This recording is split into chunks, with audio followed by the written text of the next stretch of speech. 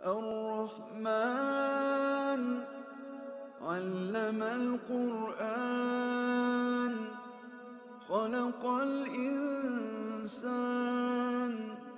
علمه البيان. Bismillah, alhamdulillah, wassalatu wassalamu ala rasulillah wa ala alihi sahbihi ajmain amma ba'd. Wassalamualaikum warahmatullahi ta'ala wabarakatuh. Welcome to Arabic Islamic Pedagogy Vlogs, ang vlog na kung saan nag-a-analyze tayo ng Arabic at Islamic text, Islamic literature, at ginagamitan natin ng educational lenses. At ang ating layunin ay makaderive tayo ng education o teaching strategies at nang sa ganun ang ating mga Arabic o Islamic teachers and propagators ay makabenefit mula rito. So nandito na tayo sa vlog number 7 at inshallah ito ay mag-benefit sa atin inshallah subhanahu wa ta'ala. So ang ating target text sa specific vlog na to ay Quran verse from the Holy Quran. Ito ay mula sa Suratul Kahf ayat o verse number 45 at babasahin ko.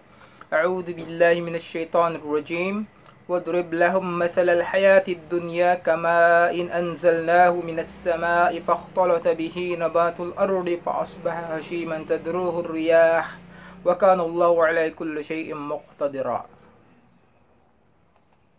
So yung meaning ng ating verse na binasa ay nandito at babasahin ko ang sa wikang Ingles. So sinabi ng Allah subhanahu wa ta'ala, and put forward them the example of the life of this world.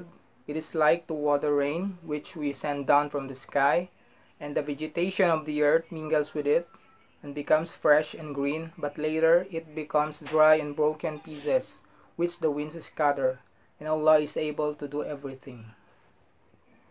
So, based sa meaning ng ating verse na binasa, may mga benefits tayong makukuha, wisdom mula doon, at ito ay ilan lang sa mga benefits na ating makukuha doon.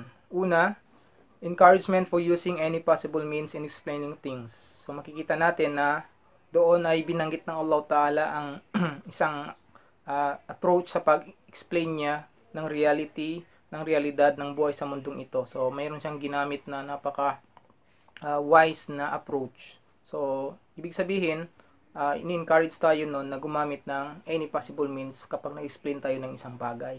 Pangalawang benefit, the reality of life in this world. Makikita natin na talagang pinakita doon ang realidad ng buhay sa mundong ito. Ito ay it has stages and it will surely end. Na may mga yugtong pagdadaanan ang buhay sa mundong ito at sa huli ay magkakaroon din siya ng wakas. Another benefit ay the importance of water. Makikita natin ang importance ng water doon sa verse. And it symbolizes the beginning of life. Kasi doon nga nagsimula yung pagtubo ng mga pananim. So, makikita din natin, matiderive din natin na any kind of life actually ay talagang nag-symbolize. Karamihan ay nagsimula talaga sa tubig, sa water. And another benefit is Allah's ability. Makikita natin based doon sa verse na in-explain talaga na ang Allah's ability ay talagang napaka-evident. Kasi nga, He starts and puts an end to all creations. Siya ang nagbibigay simula. Siya ang nagsisimula ng lahat at siya rin ang magbibigay wakas sa kung ano mang kanyang sinimulan. Okay, nandito na tayo sa grammar review part ng ating vlog. So, pipili tayo ng bahagi ng ating verse na pinag-aaralan upang ating mabigyan ng konting paliwanag kung mayroon siyang grammar significance o anumang mufradat na kailangan i-explain. So, napili natin yung bahagi na ito, ang wadrib lahum mathalal hayatid dunya kamain. So, ang target natin na bigyan ng review ay ang salita na idrib. Ito ay tinatawag nilang fi'l amar o nasa imperative case na verb. Kumaga idrib. Ang literal meaning ng idrib ay mula siya sa fi'l madi na daraba. Past tense na daraba, ibig sabihin aswaba o masabihan, hinataw, hinampas. Pwede ring bigyan ng ibig sabihin na sinuntok. So yun ang ibig sabihin ng daraba, idrib. Daraba, yadribu, idrib, darba. Okay? So, yun ang kanyang literal meaning, ang daraba. Pero dito sa ating verse na pinag-aaralan, hindi na po masusunod ang kanyang literal meaning na paghampas o pagsuntok o paghataw. Kasi yun naman talagang literal meaning niya, yun ang nakasanayan at yun ang pinaka well-known na salita. Usually kapag sa unang pagbibigay ng halimbawa ng jumla mufida, yung simple sentence kapag nag-explain ng Lugha Arabiya, ito yung ginagamit nila palagi na halimbawa, yung daraba Zaidun Amran, hinataw o hinampas ni Zaid si Amar. So nasa literal meaning na siya na hinampas ang daraba. Pero katulad ng sinasabi natin dito sa verse na to, ang idrib ay mayroon siyang kaakibat na kalima na kanyang kasama ang masal. Kumbaga, magkasama silang dalawa. So, magbibigay yan ng panibagong meaning. Ang mana niya dito, mana na dabhuna, wahiya qad qaranat bi kalima mithil, masal, huwa an ya'tiya bil mithal. Ang ibig na pong sabi dito ng idrib o daraba ay ang pag-provide o pagbibigay halimbawa. Idrib lahum mathalan, daraba mathal, daraba mithalan. So, ang ibig na niyang sabihin, magbabago na ang kanyang function sa jumla, sa sentence. Siya ay magbibigay na ng meaning na to provide an example, to give an example. So, bagong meaning na po ang dala ng kalima na daraba o idrib.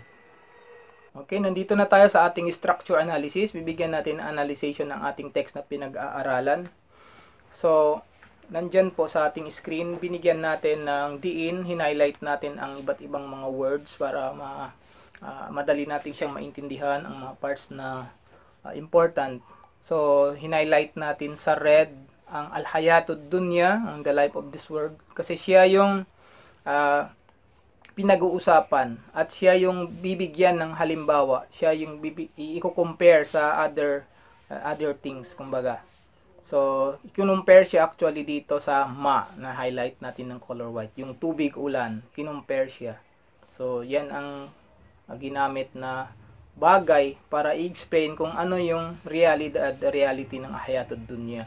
So, makikita na natin, yung tubig, ulan, in-explain ng Allah SWT dyan na siya ay may karakteristik na ganito. Pinababa siya ng Allah mula sa langit at pagdating niya sa kalupaan, siya ay nahahalo sa mga pananim, sa vegetation dito sa lupa, at siya ay tutubo, lalago, magiging kulay berde, at kalaunan ay magiging brown din at magtatanda at maagnas, mawawala at nawawala siya ang kanyang existence at kasi dadalhin na siya ng hangin at hanggang sa mawala. Ibig sabihin mawawala ang kanyang existence. May simula pero magkakaroon ng wakas. Mawawala din siya sa kalaunan. So yun ang karakteristik ng tubig. Mayroong pagdara ng proseso pero magtatapos naman siya sa pagdating ng panahon. So kinumpare ng Allah Ta'ala ang buhay sa mundong ito sa tubig ulan kung bumaba sa lupa. At kinamitan nga ng pang comparison tool, kumbaga yung kaf, yung tashbih na tinatawag. So kung ating i-analyze pa ng mabuti, ang hayatud dunya sa ay matatawag na al-mushabbi o al-makis. Kasi nga, ginamitan dito ng Allah Ta'ala ng isang technical process na tawag na tashbih o qiyas, analogy o paghahalin tulad. So, ang hayatud dunya bilang al-mushabbi o al-makis, siya yung tenor of subject o paksa na pinag-uusapan dito sa paghahalin tulad. So, yung kap, yung kamain, siya yung adato tashbih, yung comparator o kasangkapan sa pagbibigay, paghahalin tulad. Then, yung ma, siya yung tinatawag nating al-mushabbah bihi o al-maqis alayhi. Siya yung vehicle object o layon sa paghahalin tulad. So, ang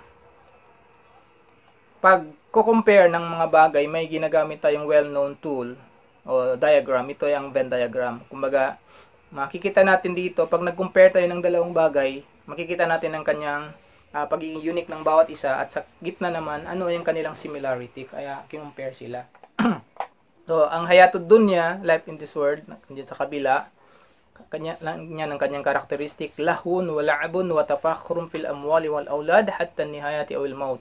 So ang unique karakteristik ng hayatud dunya, ng buhay sa mundong ito, siya ay ang karamihan sa nangyayari lang ay fun, amusement, and competition on wealth and progeny. until the end or death. Ang unique characteristic naman ng alma o yung rainwater, tambutubihin nabatat hatta an tafna. So sa pamagitan niya, pag dumako na siya o dumating sa lupa, sa kalupaan, tumutubo dahil sa kanya ang mga tumutubo ang mga plants hanggang sa dumating naman ang panahon na magdi-disappear ito.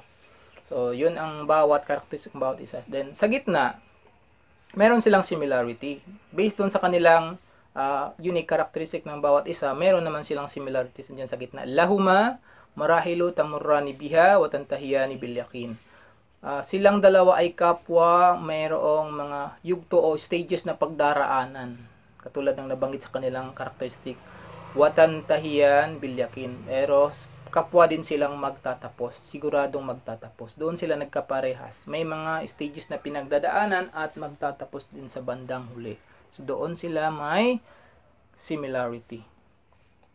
So, dahil doon, makikita na natin o marirealize natin na ang Allah subhanahu wa ta'ala sa paggamit niya ng ganitong approach sa pag-i-explain niya ng isang realidad, which is ang realidad na sinasabi niya ay ang reality of life of this world. Gusto niyang maintindihan ng mga tao ang realidad ng buhay sa mundong ito. So, nandyan nilagay natin, lamma aradallahu an yukhbiran nas an haqiqatil hayatid dunya ata biwasilatin hakimatin tuwaddihuha tawdihan yurikaha karu'yatil ain. Ala wa hiya darbul mithal wa qad shabbaha al-hayatad dunya bima'il matar min haythu ishtirakihima bil mururi bi marahila mutataliyatin taqtadi aqibahan nihaya. As Allah wanted mankind to understand the reality of the life of this world, He came forth with a wise approach that explains it in an eyewitnessed fashion. It is the use of analogy. He compared the life of this world with the rain, as both share the quality of being in continuous stages that necessitate culmination in the end. So, ito yung ginawa ng Allah subhanahu wa ta'ala dito sa verse na to. Gusto niyang maintindihan ang realidad ng buhay sa mundong ito. Gumawa siya ng approach para mas lalo nilang maintindihan. At yun nga, ginamit niya yung pag-process ng pagbaba ng tubig ulan sa kalupaan ng pagtubo ng pananim. Another thing, isa pa pong punto idadagdag natin, the use of rainwater and vegetation of the earth as subject in the analogy suggests the essence of contextualization as Arab's second source of living was farming. So, alam niyo po, ang primary recipient nitong Quran, yung mga Arabs, sila yung sa kanila bumaba diretsahan itong Quran. Ang kanilang context, ang karamihan sa kanila ay familiar sila sa planting, kasi karamihan sa kanila ay farming ang kanilang most of them talagang farming ang kanilang primary source of living. So familiar sila sa pagtubo ng mga crops, ng mga pananim. So yung paggamit ng Allah Ta'ala dito ng subject as for analogy, yung paggamit niya ng tubig ulan at sa pagtubo ng mga pananim, ito ay nagpibigay dinidiin niya yung kahalagahan ng contextualization. Kasi napaka-tumpak, napaka-angkop ng halimbawa na binigay sa analogy ang tubig at pagtubo ng mga pananim.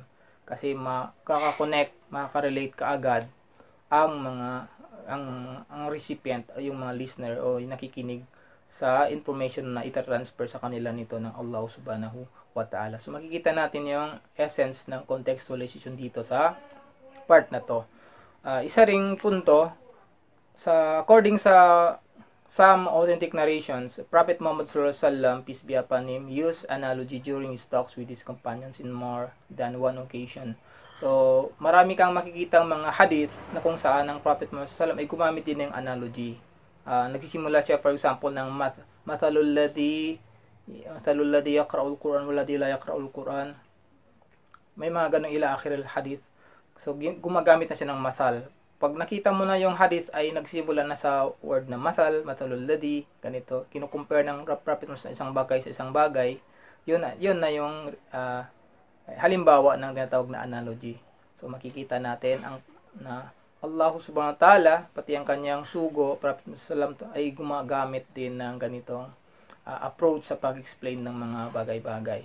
So, as a conclusion, as derivation, masasabi natin na istikhdamu tashbih aw al-qiyas fi sharhi nuqtatin aw mabda'in ma mufidu lil ghayati bi shaklin kabir li fahmi al-mustami'. Wallahu al-khaliqul alim al-hakim wa rasuluhu qudwatuna fi dhalik. The use of analogy in explaining a point or a concept is significantly helpful to the listener's understanding. And Allah, the Creator, the All-Knowing, the All-Wise, and His Messenger are our guide on it. So, sila ang ating halimbawa o model sa paggamit nitong ganitong approach sa pag-i-explain, sa pagtuturo ng isang konsepto para mas maliwanagan, para mas maintindihan nila ang isang bagay. So, ginagamitan natin ang tatawag na analogy. So, tayo ay sumusunod lamang sa halimbawa, ula-ula ng Allah subhanahu wa ta'ala at kuno din ng kanyang propeta Muhammad sallallahu alaihi wasallam.